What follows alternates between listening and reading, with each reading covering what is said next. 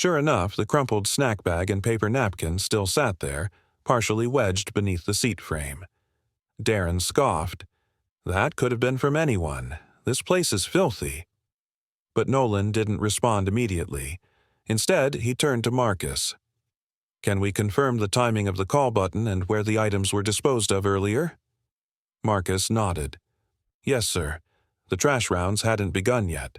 The last cleared item was row 8. We're in 14. Nolan turned slightly. Is there anyone in this row or across from it who may have seen what happened? A few seconds of silence.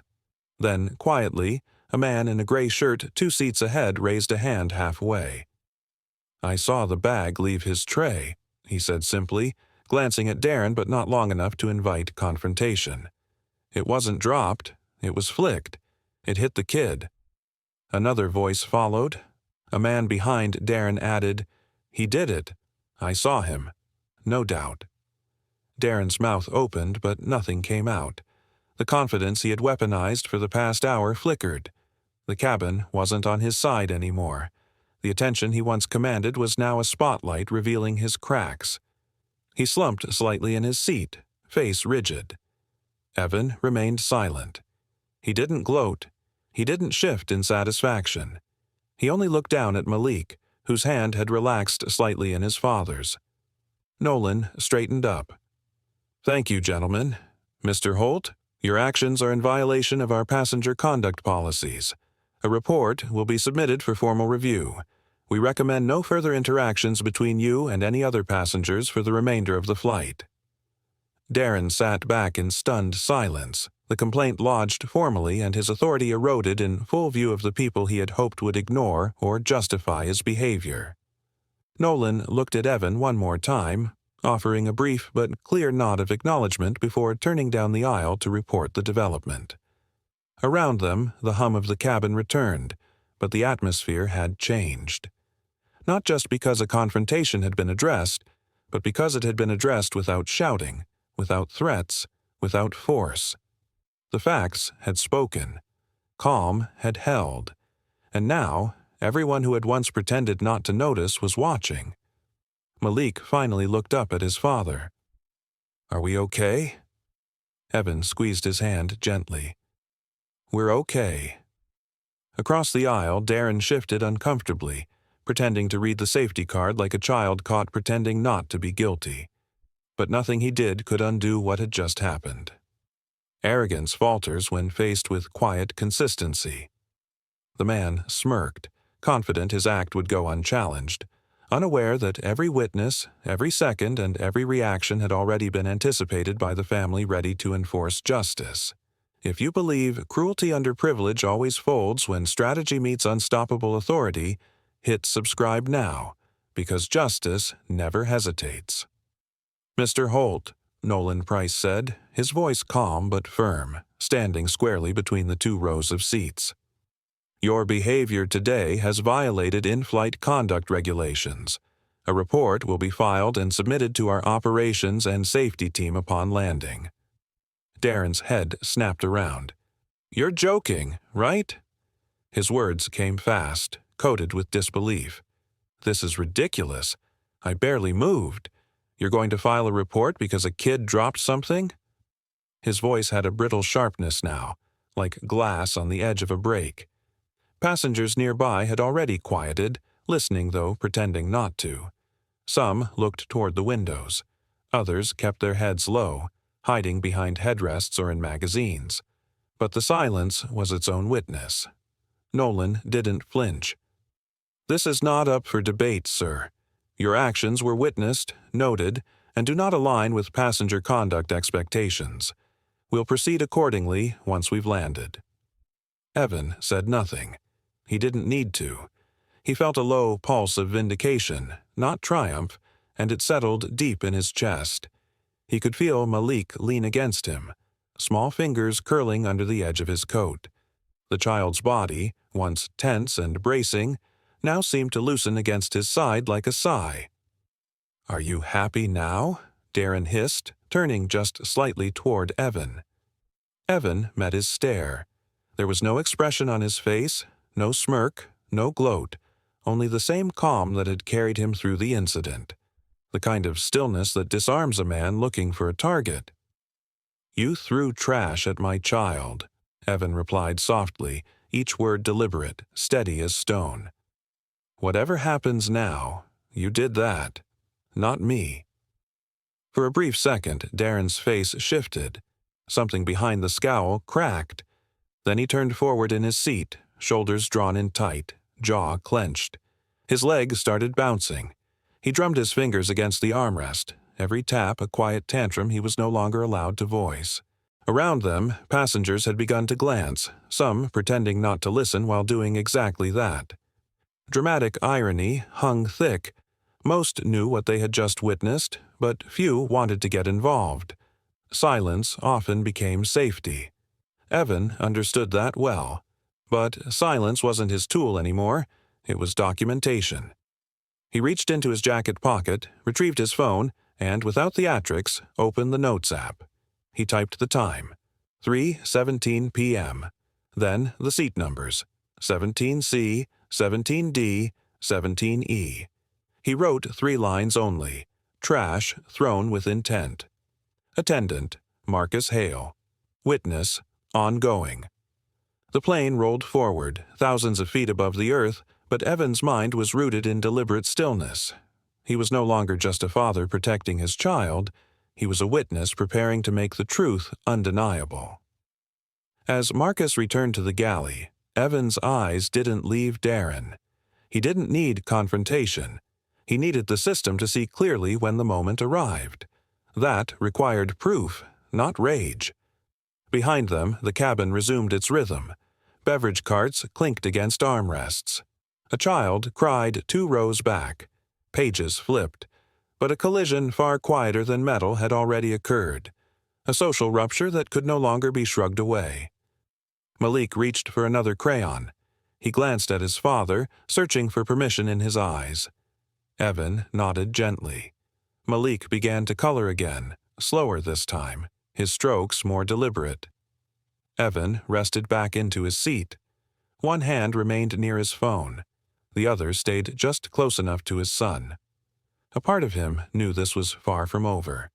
Darren had underestimated him, and more importantly, underestimated how deeply a father could prepare once harm touched his child. He looked out the small oval window. White clouds floated by, oblivious to what was unfolding inside row 17. Truth does not rush, but it always arrives. The turbulence struck with an abrupt dip, rattling the overhead compartments and prompting a few startled gasps across the cabin. Plastic cutlery shifted on tray tables, soda cans rolled slightly, and a child's stuffed bear thudded softly to the floor. But it wasn't the plane's brief shake that captured everyone's attention. It was Darren Holt. "Is anyone going to do something about this chaos?" Darren barked, tossing his hands in the air as if someone had just poured cold water on him. "Noise, elbows, trash. What exactly are we paying for up here?" His voice cut through the uneasy calm like a blade, just loud enough to carry through several rows, and just sharp enough to make passengers glance away in discomfort. The subtle unrest of the previous hour began to surface. Evan Crossley didn't respond, not immediately. His fingers gently brushed Malik's shoulder, grounding the boy without words.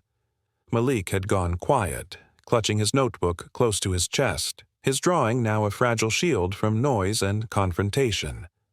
The aisle remained clear, but emotionally it had become narrow, a corridor of rising tension. Evan's thoughts moved quickly. He had documented the incident, remained calm, and avoided any escalation. But Darren was growing louder, not just in volume, but in his desire to dominate the space around him. The man wasn't just angry, he was seeking control, and Malik's presence seemed to irritate him most of all. Within moments, Marcus Hale reappeared. This time, he wasn't alone. Senior attendant Nolan Price followed him down the aisle with steady, unhurried steps. Nolan's navy tie was neatly knotted, his shirt immaculate even in turbulence. He moved with the kind of practiced authority that made things quieter just by being present. A passenger moved his legs aside quickly, recognizing that something official was about to happen. "Gentlemen," Nolan said, his voice firm but even, "I understand there's been an issue."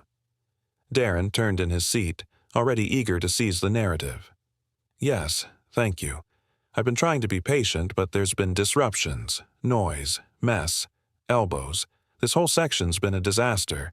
I was even accused of throwing trash, which is absurd." Nolan's eyes shifted calmly from Darren to Evan, who rose slightly from his seat, never letting go of Malik's hand. "Mr. Crossley?" Nolan invited without pressure. Evan's voice was calm, measured, precise. "My son was struck by a bag of trash from across the aisle. I did not escalate. I pressed the call button. I only asked for it to be documented." "And you're certain it came from Mr. Holt?" "I watched it leave his tray. So did my son." Evan's eyes didn't waver, his tone unwavering.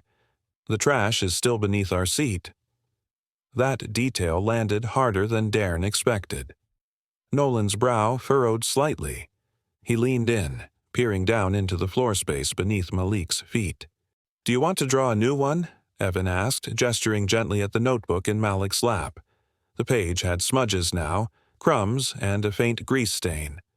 Malik hesitated, then nodded. "I can draw a bigger plane," he murmured, "one with 2 wings on each side." Evan smiled gently, nodding with approval. But in his mind, plans were already forming, strategies honed from years of being the calm voice in rooms that didn't want to hear him, of learning how to turn evidence into consequence. He memorized the time, noted the tray still holding Darren's other trash, and silently counted the number of rows between them and the nearest crew station. This wasn't over. Darren had leaned back into his seat, pretending disinterest. But the edge of victory he thought he held was already eroding. He didn't realize that Evan's silence wasn't submission. It was preparation. Across the aisle, Malik returned to his drawing, and the cabin hummed back to life, oblivious to the quiet storm forming in seat 18C. Control is often mistaken for weakness by those who have never needed it. The bag struck Malik's shoulder and tumbled across his small lap, scattering crumbs and used napkins over his drawing. The boy blinked, startled but silent, his crayon pausing mid-skyline. Evan saw everything. The lazy flick from across the aisle, the smirk buried behind it, and the sharp indifference that followed. His jaw clenched once, but he didn't react with a word or a glance. Instead, he calmly pressed the small call button above their heads. It lit up quietly, unnoticed by most, but not insignificant. Evan knew better than to raise his voice in a cabin where perception could turn quickly. The rules weren't written fairly, but they were enforced as if they were. So he reached for power the way he'd always taught himself to, in procedure, in presence, not in panic. The chime brought a nearby flight attendant to their row. Marcus Hale was young, perhaps in his late 20s, with an alert face that tried not to show tension even when the cabin pressed against it. His uniform was sharp, his posture trained. He leaned slightly into the aisle, lowering his voice to meet Evan's level. "Sir, did you need something?" Evan didn't hesitate. "Yes, a passenger across the aisle just threw that bag of trash at my son. No accident. Direct flick of the wrist. You can see the debris." Marcus glanced downward. Bits of trail mix, a napkin stained with coffee, and a bald snack wrapper lay between Malik's shoes. Malik sat still, his wide eyes on the crayon he was still holding in the air, not sure if he was supposed to keep drawing or hide it away. Marcus was about to ask another question when Darren Holt spoke, loud enough to insert himself but smooth enough to sound dismissive. "Wasn't thrown. Slid off my tray. Just an accident," Darren said with a smug shrug, his voice curling at the ends. "People need to stop making something out of nothing." Evan turned his head slowly but didn't address Darren directly. Instead, he spoke to Marcus again. "My son leaned forward to pick up a crayon. That's when the bag hit him. I watched the motion. There was intent." Marcus didn't nod or frown. He just stood, absorbing both accounts, his eyes flicking between them. Then he reached into his pocket and pulled out a small notepad, quietly jotting down seat numbers. The air around them grew heavier. The cabin hummed now a background drone beneath the weight of rising tension. "I appreciate you bringing it to my attention," Marcus said, voice neutral. "I'll make a note and alert the senior attendant." Before he turned to walk away, Darren leaned slightly across the aisle, just enough to ensure the words hit their mark. "Some people should know their place," he whispered, then leaned back into his seat with a grin barely concealed. Evan didn't respond. His lips didn't part. His eyes didn't blink. But inside, something shifted. He felt it, not rage, not even surprise, but the hard click of certainty, the kind of certainty that didn't rush but recorded. He turned slightly, placed his hand on Malik's shoulder. The boy finally looked up at him, searching his father's expression for cues on what to feel. "Dad, are we in trouble?" Malik asked, barely above a whisper. Evan bent at the knees, keeping eye level with him. His voice was low, steady. "No, son. Not even close. Telling the truth is never wrong." Malik nodded, gripping his crayon again. The drawing hadn't been ruined, but now it carried a story between the colors. Evan gently brushed the trash off his son's lap and onto an empty paper bag he had tucked away. Across the aisle, Darren pretended to read a magazine, but his hands betrayed the performance. They tapped nervously at the corners, crinkling the pages without turning them. His gaze shifted quickly, as if measuring how far this would really go. A man threw trash at a black child mid-flight, but he regretted it before the plane even landed. A man threw trash at a black child mid-flight, thinking no one would stop him. He didn't realize he would regret it before landing. The moment the trash hit, the cabin's balance of power flipped. Subscribe if you believe arrogance collapses the instant true authority rises. The pencil hit the floor with a soft clatter. Malik froze. It had slipped from his fingers while he was mid-drawing, and the sudden sound drew more attention than he liked. He unbuckled his seatbelt just enough to lean forward and reach beneath the seat, fingers fumbling near the carpet. Across the aisle, a man shifted sharply. "You've got to be kidding me," Darren Holt muttered, not loud enough to be a confrontation, but loud enough to carry. His voice was sharp, bitter, as if every minor inconvenience in the world had somehow been rerouted directly into his row. Evan Crossley heard it. He had been watching Malik draw, his son's shoulders relaxed and his small hums barely audible beneath the drone of the engines. Now Evan's eyes flicked up, catching the tail end of Darren's glare. A deep, irritated sigh followed as Darren leaned back in his seat, his fingers tapping rhythmically on the armrest as though counting down to a breaking point only he could see. Evan said nothing. He merely rested a steady hand on Malik's shoulder, guiding him back into his seat with calm precision once the pencil was retrieved. "You're good," Evan said softly. A reassuring nod passed down like a quiet code. Malik nodded, untroubled on the surface, though Evan noticed how the boy tucked his legs in slightly more than before. Less space, less noise, less risk.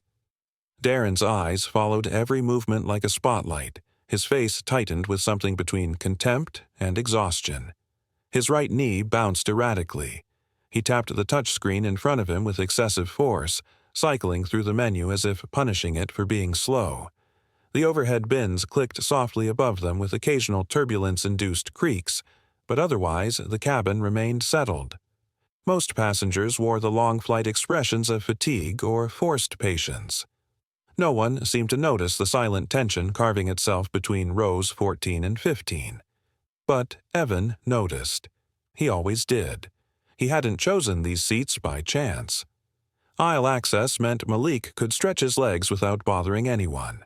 Middle of the plane meant less motion sickness, less turbulence, statistically.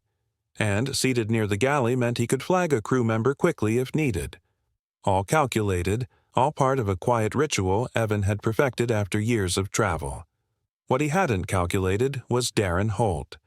There was nothing objectively alarming about the man at first glance: business casual jacket, clipped nails, mid-40s perhaps, slightly receding hairline. But the details added up. The too tight jaw, the way he pulled his sleeves as if the fabric itself had betrayed him, the muttering. Darren didn't just travel. He occupied space like the world owed it to him. Malik, oblivious to the adult friction swirling around him, had already resumed drawing. He was sketching the wing of the plane now, peeking occasionally out the window and back down at the page. His strokes were confident, precise for a 7-year-old. Evan couldn't help but feel a flicker of pride. Then he noticed it, Darren's eyes again, fixed not on a screen or book, but on Malik. Not a glance, not a moment of idle drifting, but a sustained, irritated observation. Evan shifted slightly in his seat, not aggressively, just enough to obscure Darren's view. He didn't like how Darren was looking at his son. The seatbelt sign chimed off. A few passengers got up to stretch. The flight attendants began pushing the drink cart down the aisle with practiced efficiency, offering brief smiles, clear plastic cups, and the occasional apology for the earlier delay. Evan declined refreshments. He didn't want to risk spilled juice or a tray mishap while Malik was focused. Malik paused his drawing and leaned toward Evan. "Dad," he whispered, "what's that noise?" Evan tilted his head. "Which one?" "The tapping." Evan listened. Darren's foot. The rhythmic thump, thump, thump of Darren's heel bouncing against the floor was steady, relentless. "It's nothing," Evan said, though he knew that wasn't quite true. Darren shifted again.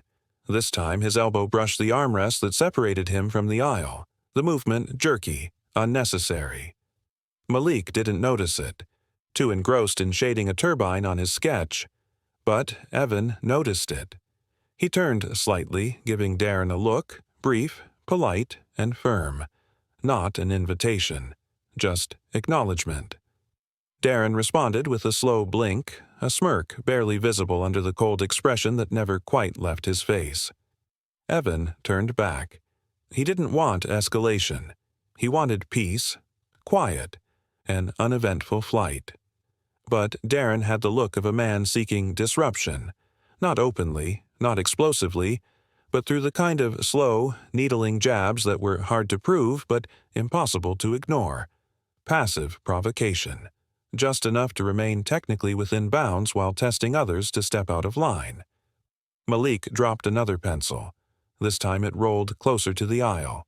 Before he could reach, Evan moved faster, picking it up himself, standing halfway from his seat, his eyes flicking back to Darren. Nothing was said, but Darren's gaze locked with his again. "Teaching him to fetch?" Darren said quietly, voice soaked in sarcasm. Evan inhaled slowly, returned to his seat, and handed the pencil back to Malik with a smile that concealed the simmer beneath. Just helping him keep things where they belong. It wasn't a sharp reply, but it had weight. Darren leaned back with exaggerated ease and crossed his arms. The aisle seemed narrower now. The flight crew passed again. No one seemed to notice the invisible fracture widening in this quiet section of the plane. But Evan knew. He could feel it, like a vibration underfoot before a distant engine arrives. He turned to Malik and asked gently, "Want to show me what you've got so far?" Malik beamed and turned the page, revealing a rough but earnest sketch of the plane's wing with bold lines and labeled flaps. "It's beautiful," Evan said, and he meant it. He also meant to shift the energy, shield Malik, reclaim some ground. Across the aisle, Darren exhaled sharply, shook his head, and muttered something into his collar. Evan heard none of the words, but all of the meaning. He no longer doubted what he had sensed earlier. Something was coming. This wasn't going to be an ordinary flight. Sometimes the smallest looks or warnings no one listens to. The bag hit Malik's shoulder with a dull crumple, the greasy paper unfolding midair and spilling crumpled wrappers and half-chewed snack remnants onto his lap. It happened so fast there was no chance to intercept it. No warning. Just the sharp flick of Darren's wrist across the aisle. Calculated, casual, cruel. Time seemed to hesitate as the trash settled against the soft blue of Malik's shirt, and his small hands froze, crayon dangling mid-air.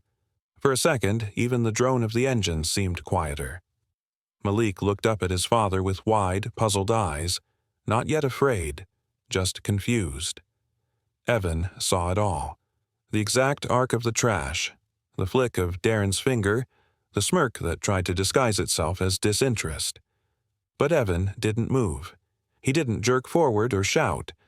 He reached over, slow and deliberate, and began brushing the debris off Malik's lap with steady hands, as if clearing dust from a sacred surface. Across the aisle, Darren leaned back into his seat, arms crossed and lips pressed into a mock expression of boredom. His eyes didn't meet Evan's, but they hovered, provocatively, just far enough to deny intent if questioned. His mutter followed a beat later, low and sharp. "Watch where you're putting him," he said almost to himself. "Some people take up too much space." Evan's heart pounded in his chest, but his face betrayed none of it. He could feel Malik's small breaths quicken beside him, the shift in his son's posture. He had felt the disrespect, even if he didn't understand the layers of it yet. But this wasn't the moment for a public escalation. Evan knew the weight of perception too well. One raised voice, one misplaced reaction, and he would be the one removed from the plane, not the man who weaponized a paper bag. He placed a calm hand on Malik's shoulder. "It's okay," he whispered, his voice a quiet tether holding Malik steady. "You did nothing wrong." Malik nodded faintly, eyes still flicking toward Darren, trying to make sense of the unprovoked hostility. Evan turned his body slightly, shielding his son's view. He studied Darren now, not just his smirk or his smug recline, but the tremor in his fingers as they tapped the armrest, the way he sought the audience of nearby passengers without fully engaging them. Darren's objective wasn't silence or comfort. It was dominance, an unspoken demand that the world adjust to his presence. Evan looked up. 2 rows ahead, a man in a plaid shirt had briefly turned his head but now stared forward again, pretending not to have seen anything. A younger man across the aisle adjusted his headphones with exaggerated focus. The woman in the row behind them had pulled a magazine up over her face. The cabin had done what it often did in such moments. It closed its eyes. But Evan didn't. He didn't speak to Darren, not yet. Instead, he slowly reached into his backpack and pulled out a small zippered pouch, retrieving a fresh napkin to wipe Malik's shirt clean.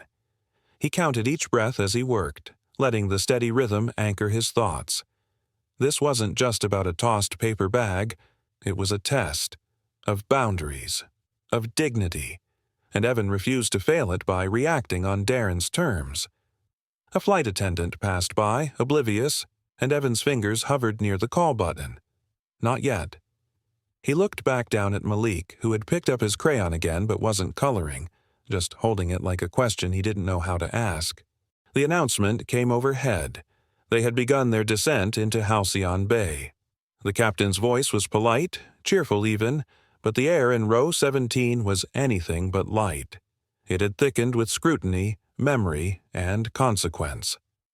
Evan adjusted the seatbelt across Malik's lap, speaking low. "We're almost there, bud." Malik looked up at him. "Are we still in trouble?" Evan gave a small smile. "No, we're safe. You didn't do anything wrong." Malik nodded, but Evan saw his son's eyes dart toward Darren, then away again. There was a wound there, not physical, but something harder to tend to. Evan brushed a hand lightly across his son's hair and whispered, "Just remember how calm you stayed. That's strength." Outside the cabin windows, the early evening clouds broke apart to reveal clusters of light, towns and roads stitched together like distant constellations. The city below waited quietly, unaware of the storm that had passed inside a metal tube miles above its streets. Darren shifted in his seat again, this time looking side to side, gauging who might have overheard, who might have seen. He was calculating now.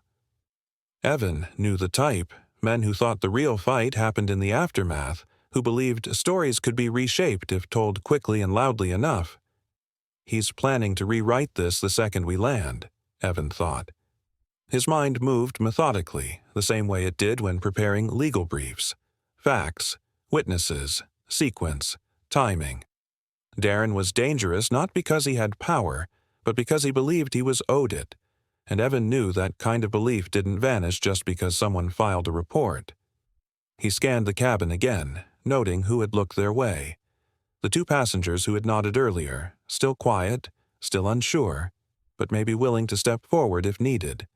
He made mental notes, anchoring small details into memory. The time, the tone, the quiet dread. A shudder moved through the fuselage as the landing gear extended. The cabin lights dimmed. Flight attendants moved through the aisle checking trays, reminding passengers to secure their seats. Darren remained stiff and staring forward, not meeting anyone's gaze now. Nolan returned once more, walking the aisle with practiced grace. His face revealed nothing, but Evan could see his eyes shift toward Darren's seat, as if double-checking his containment. Evan knew then. Nolan wasn't just closing the flight out, he was preparing for what came next. The descent grew sharper. The nose dipped. Evan felt the familiar flutter in his gut, the one that always came with re-entry, but this time it wasn't from altitude. It was from knowledge, from certainty. The moment this plane touched down, everything that had been kept sealed by steel walls and recycled air would spill into the open. Beside him, Malik gripped the armrest and looked out the window, wide-eyed but brave. He didn't flinch as the wheels shrieked against the runway, didn't look away as the flaps unfolded. Evan kept a hand on his back. The cabin jerked once more, then steadied as the aircraft slowed. The engines roared in reverse thrust, then quieted. The tension remained. Not loud, not shouted, but locked in glances, breath, the long pause before anyone stood. Evan glanced at Darren one last time. The man was still rigid, still coiled, but no longer certain. Something had shifted. He looked smaller now, not in size, but in presence. Evan leaned down to Malik and whispered, "We're going to wait here a moment, okay? Just stay with me." Malik nodded. The wheels had touched the ground, but the real weight hadn't dropped yet. It would. Some lessons wait until the ground reminds you they are real. When the seatbelt sign failed to blink off after the wheels hit the runway, Evan Crossley noticed immediately. Not because he was anxious to disembark, but because he had spent the entire flight anticipating the subtle cues of change. This was one. The aircraft's overhead lights held their soft, unflinching glow, but the cabin had fallen into a strange hush, tense, restrained, like something unspoken had already been decided. Evan glanced forward. The flight attendants at the front didn't move toward the door as usual. They stood still, watching. One of them stepped slightly back, as if waiting for a cue. Then came the second sign. Nolan Price, the senior flight attendant with a quiet authority in his stride, began walking down the aisle again. He didn't rush. He moved like someone with a plan, and that alone told Evan what he needed to know. This wasn't routine. Nolan stopped beside him and bent slightly, his voice low enough not to alarm. "Mr. Crossley, please remain seated with your son for just a moment after we begin deplaning," he said with professional calm. Evan gave a quiet nod, already tightening his grip on Malik's shoulder. Of course. Darren Holt, seated just across the aisle, had heard every word. His body stiffened. His lips thinned to a hard line. For the first time since the incident, Darren looked uncertain. His previous arrogance didn't vanish. It calcified into tension. Evan saw the calculation in his eyes. Darren had assumed the matter was finished, but now the post-landing silence had turned into a slow, deliberate noose tightening around his imagined escape. Evan's focus narrowed. His objective had shifted the moment the plane touched down, not just to guide Malik off the aircraft safely, but to ensure his son didn't witness something he couldn't forget. He slipped Malik's small sketchbook into the boy's lap. "Draw me a new plane," Evan said softly. Malik looked up, his brow furrowed. Can we go home now? Soon, Evan replied with a gentle smile, keeping his tone even. Just a few more minutes. Stay right beside me. From 2 rows back, a man in a dark, slim-cut jacket stood up. Evan noticed the gesture not because it was loud, but because it was synchronized. The man didn't look toward the exit. He looked directly at Nolan and gave a small nod. There was an unspoken recognition between them. Nolan returned the nod almost imperceptibly. Evan's gaze lingered on the man. He was tall, steady, and unfamiliar. His eyes were sharp but unreadable. Marcus, the younger attendant who had first responded to the trash incident, had stiffened slightly upon seeing the man rise. He adjusted his stance the way someone does when the chain of command quietly shifts. Evan leaned back slowly. He didn't know who the man was, but he recognized authority, earned, not claimed. This wasn't just another flight crew member. Dramatic irony layered itself like silent thunder. Darren shifted in his seat, probably assuming Evan was just a quiet man with no real recourse, no power, no presence beyond the row of seats they shared. He had no idea forces had already begun aligning in the quiet around Evan's calm. Darren's foot tapped once against the floor. Then, slowly, he tried to rise. His hand reached for the seat back in front of him, just a few inches lifted from his seat, when Nolan's voice came, unraised but absolute. "Please remain seated, Mr. Holt." The tone left no space for debate. It wasn't barked, it wasn't loud, but it was the kind of voice that erased options. Darren froze mid-motion. The grip he had on the seat back tightened before he slowly eased himself back down. His face, up until now a performance of aloofness, twisted briefly into something raw. Not fear, not yet, but frustration, deeply rooted in entitlement. He'd expected the world to move aside, not close in. Across the aisle, Evan observed everything without turning his head. He didn't speak, didn't blink. His only movement was to gently pat Malik's back and remind him softly, "Just keep drawing, buddy." Malik colored a small window, not knowing that the man across from him was unraveling. Darren's hand tapped restlessly on his tray table. He licked his lips, the only sound coming from the quiet scrape of his sleeve against the plastic. Evan could feel it. The man wasn't just rude. He was unstable when control was taken from him. The idea of someone else defining the outcome grated against Darren's sense of superiority like sand in a wound. A ripple moved through the front of the cabin. Passengers began unbuckling belts. The usual chorus of zippers and clicks signaled the beginning of departure. But instead of a free flow, the aisle remained curiously blocked. Marcus took up position near the exit row, smiling politely but stepping just slightly sideways, forming a deliberate bottleneck. Evan didn't move. Neither did Darren. The man in the dark jacket, still unnamed, remained still 2 rows back, eyes steady on the entire scene, watching the sequence unfold like a test he'd prepared for in advance. The unspoken structure had revealed itself. The deplaning wasn't being delayed randomly. It was being managed, controlled. Malik turned another page in his notebook. Evan watched him carefully, ensuring his son didn't look up at the wrong time. Somewhere in the background, Nolan checked a tablet quietly, his face neutral but firm. Evan's mind worked silently, measuring each piece. If the moment turned volatile, if Darren made a scene or tried to push through, then everything they'd endured could be colored in fear instead of resolution. That couldn't happen. Not for Malik. Darren adjusted his collar, his body language revealing that he too was beginning to realize something larger was unfolding, something beyond a complaint. He glanced toward the exit again, but Marcus hadn't moved.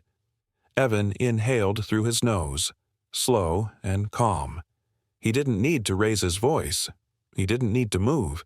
He had already done the one thing that Darren hadn't. He had stayed calm when it counted. Behind his stillness, systems had started to move. People who demand the first step often fear the last consequence. Darren Holt's voice rang out again as the cabin lights brightened and the seatbelt sign blinked off. "I've got a connection in 20 minutes, he barked, rising halfway from his seat as if urgency might grant him special permission. But Senior Attendant Nolan Price was already one step ahead. "Sir, I need you to remain seated for now," Nolan said, calmly but firmly, as he stepped back into the aisle. His stance was measured, shoulders square, voice steady. He motioned discreetly to Marcus Hale, who moved into position a few rows ahead, creating an unspoken blockade. Passengers in between exchanged uneasy glances but kept their heads down, sensing tension but unsure where to look. Darren scoffed. "This is absurd. I've flown more miles than you've walked. You don't hold me here like a—" "Sir," Nolan interrupted, not raising his voice, "everyone on this plane has somewhere important to be. Respect is still required." Evan Crossley remained seated, a silent presence beside his son Malik, who leaned slightly into his side, instinctively seeking safety. Evan didn't move. He didn't speak, but his senses were sharpened, scanning the cabin not for threat, but for shift, for anything that hinted at escalation. He saw Darren's hands curl into fists near his carry-on strap. He saw the twitch in the jaw, the glance toward the jetway, the mental math of escape. And then came the twist. A voice, low, steady, emerged just over Evan's shoulder. "Mr. Crossley?" Evan turned slowly. A man in a navy button-down shirt, plain slacks, and a discreet badge at his belt stood in the narrow aisle. He wasn't crew, he wasn't law enforcement, but there was a calm authority in his presence. "My name is Calder Rusk," he said quietly. "I'm a compliance auditor with the Federal Passenger Conduct Review Division. I was seated a few rows behind you, traveling in an observation capacity. I saw the incident with your son." Evan's posture didn't change, but his mind clicked. Not suspicion, recognition. He had seen Calder before, unassuming, quiet during boarding, scanning casually as passengers entered. The man had noticed details. Evan remembered because he, too, noticed details. "I've already documented the event and recorded portions of the aftermath," Calder continued, voice barely above a whisper, "including Mr. Holt's remarks." Just ahead, Darren froze. He hadn't yet turned around, but his neck stiffened, his spine locked like someone who had just realized a mirror was behind him. Evan gave a slight nod. "I appreciate your timing," he said. His voice was measured, not cold, but precise. Beside him, Malik's small hand clutched his sleeve tighter. Darren finally spun around. "Excuse me?" he snapped, eyes darting between Nolan, Marcus, and now Calder. "Who exactly do you think you are?" "Someone who saw everything," Calder said without turning, "and who already submitted a time-stamped report to the In-Flight Conduct Board before wheels down." Darren's mouth opened, then shut. For the first time, there was a flicker of calculation behind his bluster. The rules had shifted. He wasn't speaking into a vacuum anymore. He was speaking into a system. Nolan approached Evan again and spoke in a soft, professional tone. "Mr. Crossley, for your safety and your son's, we'd like you to remain seated until the rest of the passengers exit. It's standard in cases like this. We'll escort you through the jetway privately." Evan nodded. "Understood." Malik looked up. "Are we in trouble, Dad?" Evan shook his head gently. "Not even a little," he said. "We're just waiting till it's quiet, like after a storm." Darren hovered awkwardly near his seat, his urgency now tangled with unease. "You people don't know who I am," he muttered, but there was no audience left for his performance. The other passengers were filing out, some slowing near the front, some whispering, all sensing that something larger had unfolded in row 15. Calder leaned closer to Evan. "He still has time to try something before reaching the terminal. My team has staff at the gate, but I'd prefer to avoid unnecessary spectacle, especially for your son." Evan's eyes flicked to Darren, who had begun adjusting his jacket and checking his phone with false casualness. He was planning something. Evan could see it in the twitch of his fingers, the pacing of his breath. "I'll keep Malik close," Evan said. "Good," Calder replied, "because the truth is already secured. You don't have to fight for it anymore." Evan nodded, exhaling once through his nose, slow and firm. Nolan remained posted like a statue, Marcus maintaining the barrier further down the cabin. The atmosphere was no longer tense with uncertainty. It was quiet with inevitability. As the last passengers exited and the engines wound down outside, Calder glanced toward the front, signaling subtly with a tilt of his head. Time was almost up. Darren glanced over his shoulder one last time, eyes darting, breathing uneven, but said nothing. And as Evan shifted slightly in his seat, ensuring Malik's small backpack was zipped and secure, he felt the strange sensation of momentum changing, not the plane, but the arc of justice itself. The moment you realize someone saw everything is the moment your excuses collapse. Darren made his move. The moment his polished shoe stepped into the jetway, he quickened his pace, eyes forward, posture casual, mimicking the easy flow of disembarking passengers. But it was too late for stealth. Nolan Price's voice called out without raising an octave. "Mr. Holt, remain where you are." The tone was composed but final. Darren froze mid-step, the stiffness in his spine betraying the confidence he was trying to wear like armor. Two uniformed men stood just a few paces ahead near the terminal doorway, positioned with the relaxed stillness of professionals who had done this before. One was tall and broad-shouldered with a close-cropped beard, Seth Merrick. The other, leaner and slightly younger, stood with arms folded loosely, Joran Vale. Both wore jackets bearing discreet airport security patches, their expressions unreadable. Darren paused, blinked as though he hadn't heard correctly, and then attempted to pass them with a smirk. "Sorry, gentlemen, I've got a tight connection," he said, voice rehearsed, one hand already gesturing toward the exit. But Calder Rusk stepped forward, his movement as precise as his tone. "Mr. Holt," he said evenly, "you're being held for conduct review and identity verification." Darren turned toward Calder like a man spinning into a wall he didn't expect. His face flickered, first confusion, then indignation. "Who are you?" he demanded, eyes narrowing as he stepped toward Calder. "Who gave you authority over passengers?" "Passenger safety and documented misconduct," Calder answered simply, showing no badge but standing like one. From several paces back, Evan Crossley remained half-shadowed in the narrowing corridor. He instinctively positioned himself between Malik and the confrontation, placing a gentle but firm hand over his son's shoulder. Malik's breathing quickened, his tiny fingers clutching the edge of his sketchpad like it was a life vest. Evan knelt low, eye level with his boy, keeping his voice calm. "Sometimes," he said softly, "grown men act reckless, and sometimes other grown men have to stop them." Malik looked into his father's eyes, still too young to understand all the politics of fear, but old enough to know that his father wasn't afraid, and that made a difference. Up ahead, Darren's temper snapped like dry wood. "This is ridiculous," he shouted, attempting to shoulder past Seth, who responded with quiet, practiced resistance. He extended a firm hand, blocking Darren's path without so much as shifting his stance. "You don't want to escalate this," Seth said, voice even but filled with weight. Darren's eyes darted. "I didn't do anything wrong. You people are overreacting." But the tension in his voice betrayed the words. He wasn't asking to leave anymore. He was demanding. Behind him, the soft hum of the terminal seemed miles away, like freedom just out of reach. He had miscalculated. What he thought was a harmless act, a flick of trash, had grown fangs and structure. It had transformed into something he could no longer control.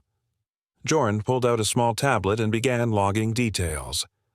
"Passenger Holt, seat 14C, incident recorded mid-flight, confirmed by multiple crew and passenger witnesses." Each word was a stone in a foundation Darren didn't see being built until now. Darren pointed a trembling hand at Evan. "He's making this bigger than it is. That kid's fine. It was a mistake." But even he could hear how hollow it sounded. Evan didn't respond. He didn't need to. The system had already begun to respond for him. Calder took a step forward again, this time turning slightly toward Evan. "Mr. Crossley," he said, "do you feel safe giving a formal statement in a quiet room?" Evan nodded once, steady and without hesitation. "I do." That single sentence triggered something in Darren, an understanding that this wasn't over quickly, that his lies weren't going to vanish with the gate crowd, that the soft-spoken father he had dismissed was not alone, not silent, and not afraid. Evan rose slowly and reached for Malik's hand. His son gripped his fingers tightly, the sketchpad now tucked under one arm like it held something sacred. They walked forward, unhurried, each step marked not by triumph, but by certainty. The knock at the door startled Evan, not because it was loud, but because it was expected. He opened it slowly to find a uniformed courier holding a padded envelope. No words were exchanged, just a clipboard offered and a nod. Evan signed, thanked him, and closed the door gently behind him. Inside the envelope he found a sealed folder stamped with Confidential Passenger Conduct Review Request. Tucked inside was a formal letter bearing Calder Rusk's signature, outlining the next step, a recorded statement for the review panel handling Darren Holt's case. The panel had reviewed the initial report, Calder's own documentation, and witness accounts. Now they needed Evan's words on record, his voice, not just his restraint. He sat down at the kitchen table, the envelope open in front of him like a quiet storm. Across from him, Malik was drawing again, humming softly as blue and red lines began to shape an airplane wing. Evan looked at his son, then at the letter, and weighed the invisible burden it carried. Reliving the incident would mean reopening the wound, for both of them. The bruise wasn't visible on Malik, but Evan knew that fear lived deeper than surface damage. His thoughts turned sharp, strategic. He reached for his phone and called the number Calder had left. It rang only once. "Calder Rusk," came the answer. "This is Evan Crossley," Evan said, steady but firm. "I'm willing to give the statement, but I have one condition. Malik isn't shown, questioned, or brought into this again." A pause. Then Calder's voice, respectful and clear. "Understood. That won't be a problem. We've already taken precautions to protect minors involved. Your son's presence will not be required." Evan exhaled through his nose, not relief, but release. "Then I'll cooperate. Just tell me where and when." The next morning, Evan arrived at a private office on the lower floor of the Halcyon Bay Airport Administrative Wing.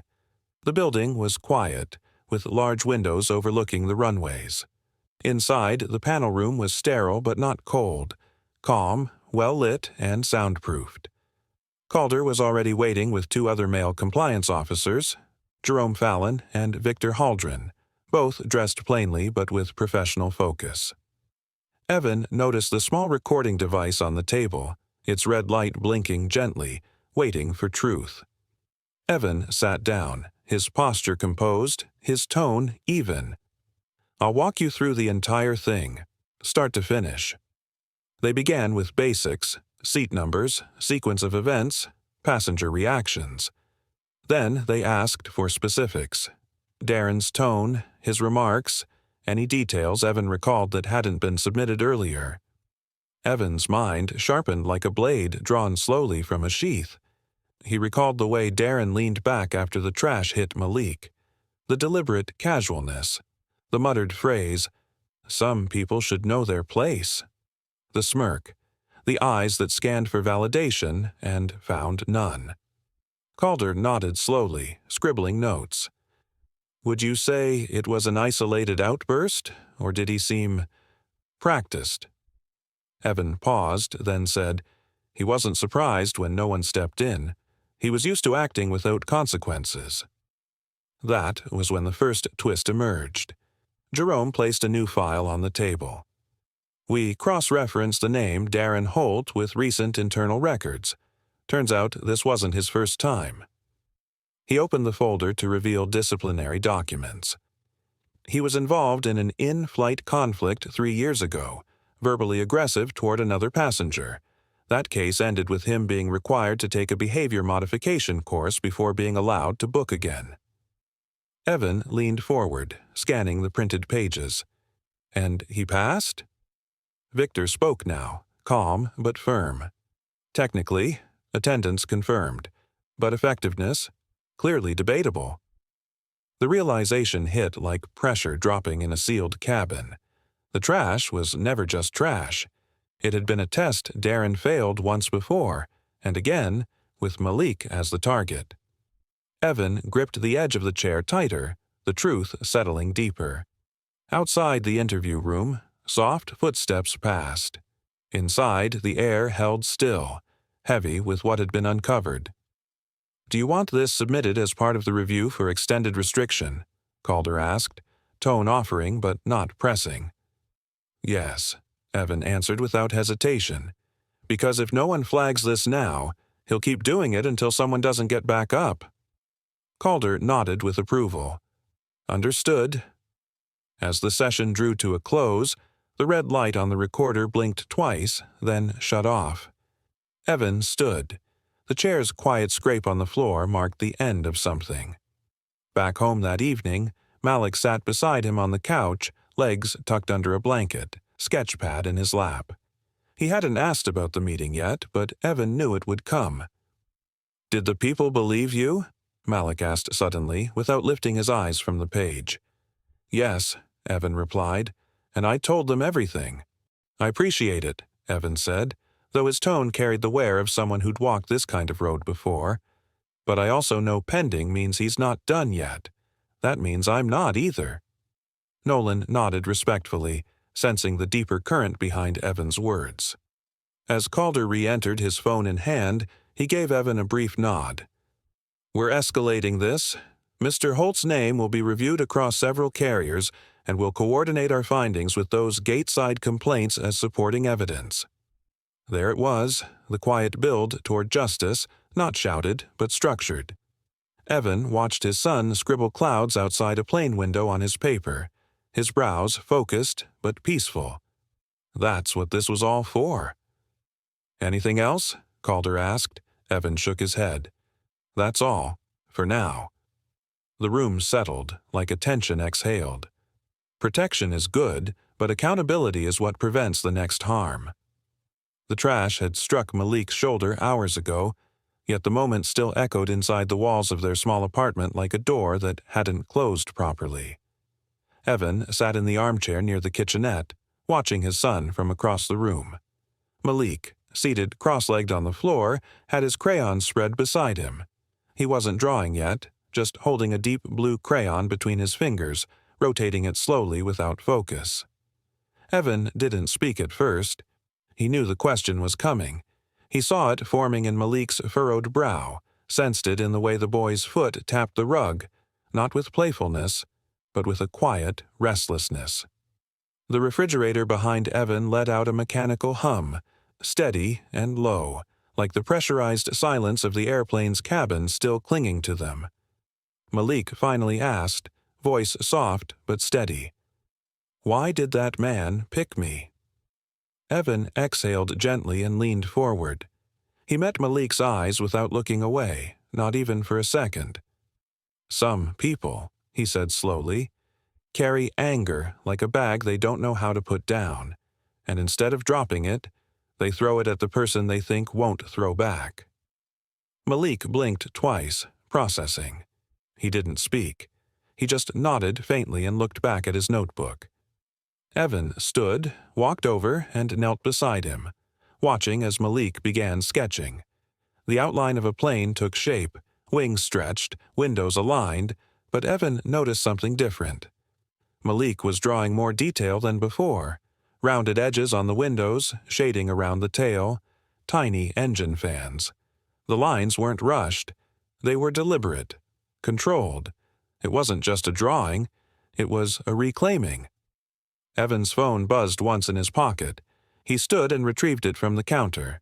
The screen lit up with a secure message from Calder Rusk. Update. Your report has escalated. Darren Holt's behavior qualifies under broader passenger conduct review. Internal records show potential patterns. We'll follow up. Evan stared at the words. His fingers hovered above the screen, but he didn't reply. Not yet. There was no need for urgency now, not in his tone, not in his choices. That moment on the flight when he'd chosen calm over confrontation had set something larger in motion, a wave that Darren likely assumed had already passed. He looked toward Malik, who had now added clouds outside the plane windows. Not scribbles, clouds with edges. Malik's shoulders were more relaxed now, his breathing softer. Evan's thoughts drifted back to Darren. He imagined the man at home or in a hotel room, probably telling himself the worst was over, that it was just some annoyed father with a soft voice, that no report would stick, that no one would care. He didn't know about Calder, or the video, or the passengers who had nodded, or the web of quiet accountability already weaving around him. Dramatic irony settled thick in the room, the kind that didn't need music or lighting, just the knowledge that justice, when calm, often moved in silence. "Daddy," Malik said suddenly, looking up. "Are we safe now?" Evan walked over and sat beside him. He placed a hand on Malik's back, gentle but firm. "Yes," he said. "We're safe." Malik nodded once, content with the answer, and returned to his sketch. The wings of the plane extended all the way to the edge of the page now. Evan finally typed a short reply to Calder. "Thank you. I understand." Then he locked the phone and placed it face down on the table. The refrigerator continued its low hum. A plane flew faintly overhead, its rumble passing through the building's walls like an echo from earlier in the day. Evan didn't flinch. Neither did Malik. The moment had passed, but it had left something behind. Clarity. Not just in who Darren was, but in who Malik could become, if guided carefully through confusion rather than shielded blindly from it. No anger, no revenge, just presence and patience, and Evan would choose that again and again. Healing begins when fear is explained instead of ignored. Behind them, Darren's mouth opened again, but no words came. Just breath, just silence. He watched the chain tighten around him. Calder, Joran, Seth, Nolan, all men who had spoken little but seen everything. The dramatic irony was almost poetic. A paper bag thrown without thought had summoned a coordinated response he couldn't undo. As the group moved toward the private corridor, Malik looked up at his father again. "Are we going to be okay?" he asked quietly. Evan gave a small smile, tightening his grip just a little. "We already are." Behind them, Darren stood still, surrounded by systems and witnesses. The flight had ended, but his story was only beginning. An insult feels small until it meets a system that remembers. The door clicked softly behind them. Inside the muted beige of the airport's private interview room, Evan Crossley sat upright, his eyes fixed on the man across the table. Next to him, 7-year-old Malik leaned slightly to the side, sipping from a juice box that flight attendant Marcus had quietly handed over minutes earlier. The air was still, the kind that thickened with unspoken weight. Nolan Price, the senior flight attendant, sat to Evan's right with a clipboard in hand, pen poised. Calder Rusk, the compliance auditor who had revealed himself moments earlier in the jetway, sat directly across, his expression calm but probing. "Let's begin," Calder said, voice low and even. "Walk us through exactly what happened from your perspective. Start with the moment the trash was thrown." Evan nodded once. His voice didn't rise. "My son dropped a crayon while drawing. He leaned down to pick it up. That's when the passenger across the aisle, Darren Holt, flicked a small bag of trash at him, directly at his shoulder. It spilled across his lap." He paused, looking at Malik, who was now quietly drawing on the corner of the paper placemat provided. Malik didn't understand what had happened. He looked up at me like he had done something wrong. Calder made a few notes. "Did Mr. Holt say anything to you or your son immediately after?" "Yes," Evan replied. "He leaned back like it never happened. But when I explained the incident to Marcus, Mr. Holt interrupted and claimed it was an accident. After Marcus walked away, he muttered that some people should know their place." Calder looked up. "And you're confident that was directed at you?" Evan met his eyes without blinking. There were only 3 of us in earshot. It wasn't vague. Nolan looked over at Marcus, who had just entered the room with another notepad. "Marcus, you mentioned earlier there were previous concerns about Mr. Holt?"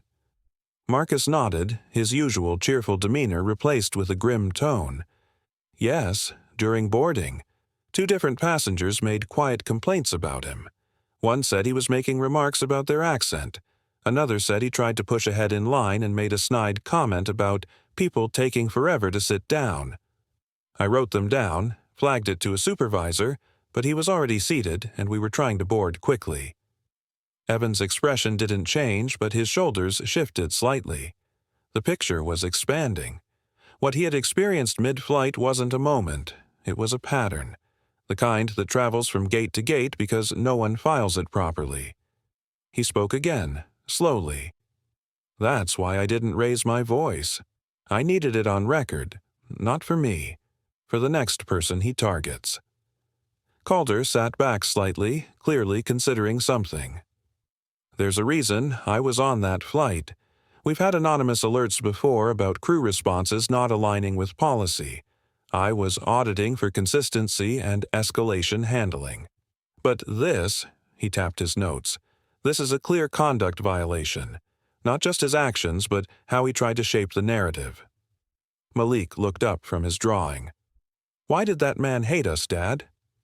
The question silenced the room.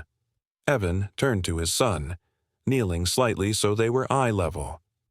"Some people carry anger with them, Malik, and they try to throw it on others so they don't have to feel it themselves. But that anger, they were carrying it before they ever saw us. It's not ours to carry." Malik blinked, slowly nodded, and went back to coloring. Calder stood and excused himself to confer with Jorn Vale and Seth Merrick, the 2 airport security staff standing just outside the door. The room's sound softened again to the hum of the wall vent and Malik's crayon strokes. Nolan took this moment to slide a document toward Evan. "We're filing a conduct violation with the airline and reporting Darren Holt to the Federal Passenger Behavior Registry for formal review," he said. "Pending that review, he will be restricted from future flights on our network." Evan read the words slowly. "Pending review," echoed in his mind like a stone skipping across still water. It was movement, but not conclusion. "Did we help anyone?" Malik looked up now, eyes searching his father's face. Evan paused, then leaned in. "Yes, sometimes speaking up quietly stops harm for people you'll never even meet." Malik smiled, not big, but long enough to settle something between them.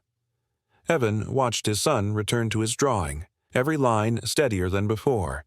His heart didn't rise in pride, it settled in certainty. Doing the right thing does not always feel loud, but it always carries far. The message came through on a quiet Thursday afternoon. Evan Crossley was halfway through folding laundry when the soft chime of his phone cut through the stillness of their apartment. He glanced at the screen. The sender's address wasn't familiar, but the subject line froze him in place. "Passenger Conduct Review, Final Resolution, D. Holt." He tapped it open with one deliberate motion, heart steady but cautious. The wording was formal and clinical, the kind that typically came with corporate bureaucracy. But as his eyes moved across the lines, something shifted in the air around him. "This notice is to confirm that Darren Holt has been formally barred from all TriPath-affiliated carriers. He is required to complete a monitored conduct rehabilitation program before eligibility for future travel may be considered. This decision is final, with documentation shared across the Passenger Safety Consortium. Evan didn't move. He read the message twice, not seeking satisfaction, but anchoring the moment in clarity. There was no mention of an apology, no admission of wrongdoing, but this was more than a gesture. It was a mark that said, what happened was not ignored, not erased, not repeated. Behind him, the low hum of the refrigerator and the occasional tick from the wall clock gave the apartment its ordinary soundscape. But Evan felt the room pulse with something different. Closure, not celebration. The bedroom door creaked open. "Dad?" Malik's soft voice pulled Evan back. The 7-year-old stood in the doorway, his curly hair tousled from his nap, one hand holding a piece of paper, the other rubbing his eye. "I finished my new one," Malik said, walking over and handing Evan the drawing. Evan unfolded the paper slowly, not expecting anything more than another sketched airplane. But this one was different. It showed a plane, yes, but with extra care in the details. The cabin windows were clearer, the wings broader, the lines more confident. Inside one window, a single smiling child was visible. Around him were empty seats, just space. Not loneliness, but comfort. Peace. Evan stared at it for a long moment. His breath caught. His fingers tightened slightly at the edges. Malik watched his father's face, unsure. "You don't like it?" Evan shook his head, then crouched down to Malik's level, placing a steady hand on his shoulder. "I love it," he said. "I know exactly what it means." Malik looked relieved. "The empty seats are good," he added, voice small. "Means no one's throwing things." Evan smiled, tired, grateful, heavy with meaning. "Exactly." He stood up and walked to the wall near their apartment door, past the coat hooks and the framed emergency numbers. With gentle hands, he took down an old magnet from the wall and replaced it with the drawing. The paper crinkled slightly as he smoothed it against the surface, pressing each corner like it was sacred. "Why here?" Malik asked, climbing onto the small bench beside him. "So we see it before we go anywhere," Evan replied. "To remember." "To remember the trash guy?" Malik's face wrinkled in confusion. "No," Evan said gently, brushing a hand over his son's head. "To remember that we stood tall, that even when someone tried to make you feel small, we didn't shrink." Malik looked at the drawing again, then nodded. "I think the plane's going somewhere safe." Evan exhaled slowly. "It already is." A few minutes later, Malik returned to the floor with his crayons. He seemed lighter somehow, his lines more free, his focus more rooted. Evan watched him for a moment, then turned back to his phone. The message remained open. At the bottom was a line he hadn't noticed before. "Thank you for your participation. This resolution has contributed to updated protocols in crew training and cabin behavior response systems." It was subtle, bureaucratic, but Evan read between the lines. They noticed. Not just Darren. They noticed. He turned off the screen and set the phone aside. He knew the world hadn't changed overnight. Darren Holt would still exist somewhere in it. Others like him would too. But a line had been drawn, and this time it had held. Outside, the city moved on. Cars honked, wind stirred through alleyways, and a dog barked 2 floors down. But inside the apartment, there was a quiet that wasn't silence. It was calm. It was earned. Evan walked back to the wall and looked at the drawing one more time. His fingers hovered near the edge but didn't touch. He didn't need to. The meaning was already fixed.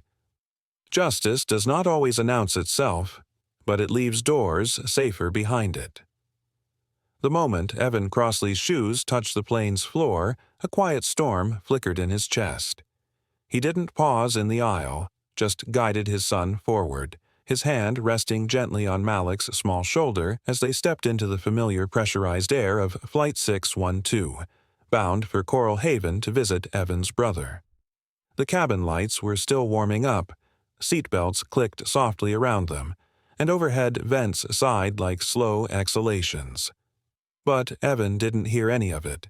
His attention narrowed as if through a lens, scanning every face, every detail. He took in the body language of the man 2 rows ahead who had already asked for a blanket, the sharp way a passenger closed his laptop case, and how the man in 9A shifted his legs too quickly when Malik walked past.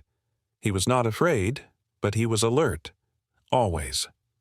Malik, 7 now and growing bolder, walked with confidence between the rows. He clutched his new drawing pad under one arm, and with the other hand, he reached back for his father's. Evan took it at once, strong fingers folding gently around his son's.